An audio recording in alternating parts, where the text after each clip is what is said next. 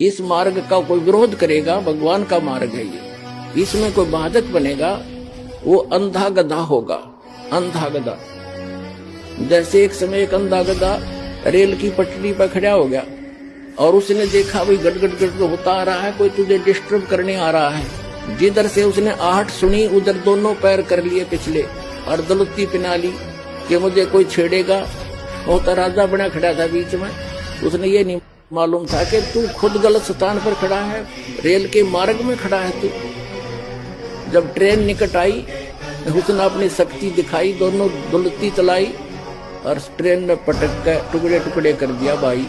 तो पुण्यात्माओं, इस परमात्मा कबीर जी के मार्ग में ये अंधे गधे हैं जो बाधक बन रहे हैं। समय आएगा परमात्मा इनको वो सजा देगा, याद रखेगा इनकी कई पीढ़ियों तक, और पूरा विश्व याद करेगा ऐसे जालिम लोगों ने जो भगवान के मार्ग में बाधा